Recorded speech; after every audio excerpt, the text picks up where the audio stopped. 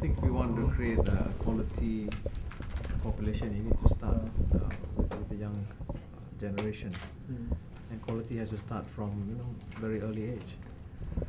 So the quality of education they receive from either kindergarten, primary school, all the way up, has to be of sufficient quality. Otherwise, we're going to turn out, people. We're going to turn out graduates that many employers are complaining about not being employable for whatever reason. Then it becomes so the focus should be on quality rather than quantity. So our educational establishments need to be of a certain standard, so that they can churn out students of a certain standard. I think we need to be very granular in our analysis and therefore in coming up with a solution. I'm a product of government schools. So from primary to secondary. You went to MSRM? Yeah, I went to MRSM, so obviously. So indeed, I think one major difference which we have then and now is, I suppose, the people in the profession itself. We had the benefit of high quality teachers then, who were actually dedicated. They do nothing but teach us well.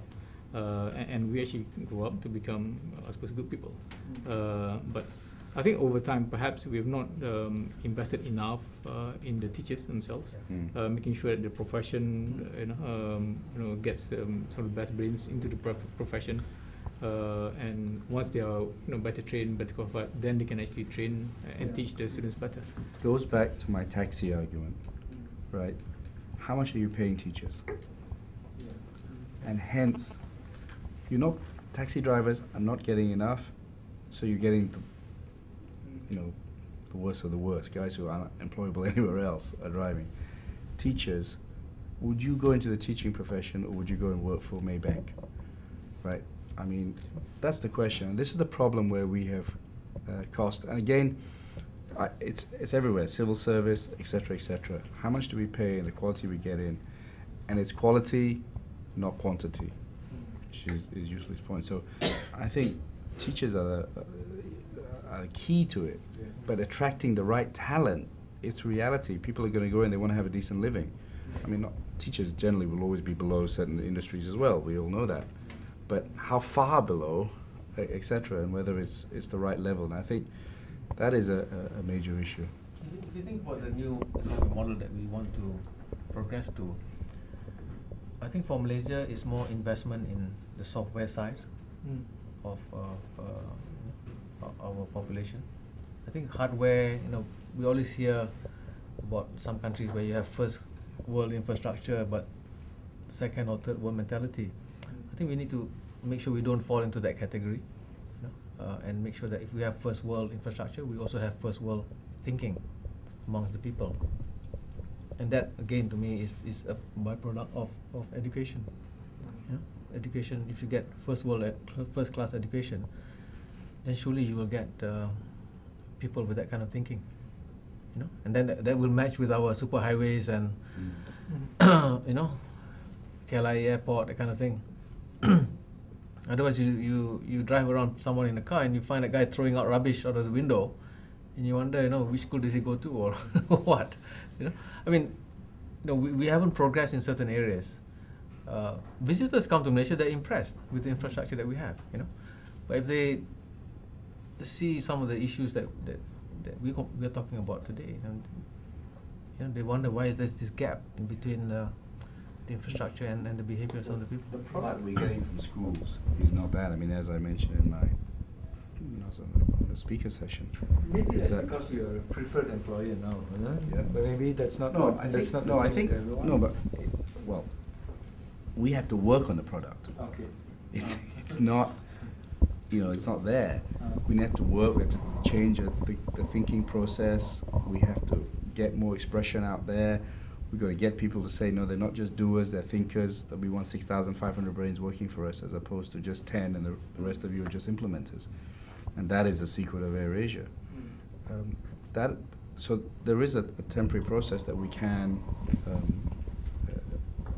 add value to what the school system is doing it. But at the end of the day, generally the schooling system has to change, and 150% agree with Wahid. The teachers are one of the key attributes. And what do we want? I mean, if you look at Wahid and Kamarudin, you know, they played music. We can all jam together, right? And we're both accountants as well, right? But how many kids now have extracurricular activities? You know, and I think, where do you get your first management experience? On the sports field. Where do you get your first teamwork? On the sports field. Where do you get your first chance to express yourself? In the debating society or the drama class?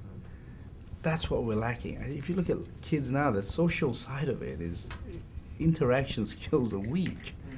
You know, you take three guys from his years, Shazali, Wahid, and Kamarudin. You can put them anywhere, right? And they all play musical instruments. And they all play sport. So I think that's one thing is, and the teachers then did a few things. They would teach in the morning, they would go coach football in the afternoon, or they'd run the drama class, etc. So what do we want from our workforce? I think 100% agree with Yusli that we've got all the infrastructure. We've got great airports. Well, not all. We have internet penetration. Look, we could grow a business. I couldn't do this in other countries. Internet, 80% of our business is on the internet. So we've got the infrastructure in place.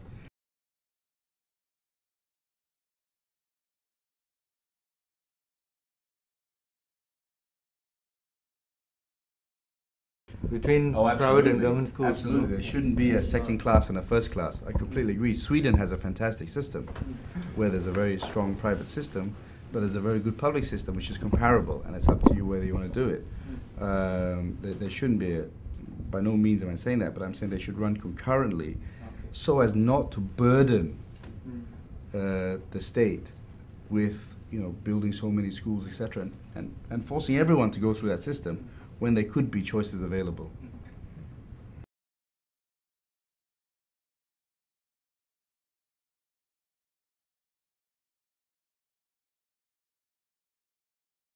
We have MCMC here doing a very good job for the telecommunications industry.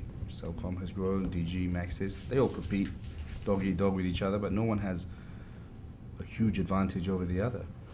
And the banking industry is the same. So where there needs to be fair regulation in, I only know aviation, but I don't know whether other industries are you know, in that way.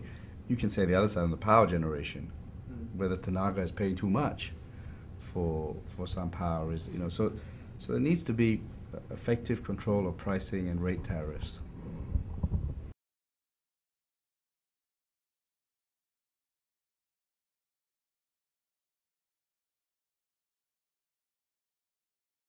That's confused between MOF and MOT, and then sometimes EPU. And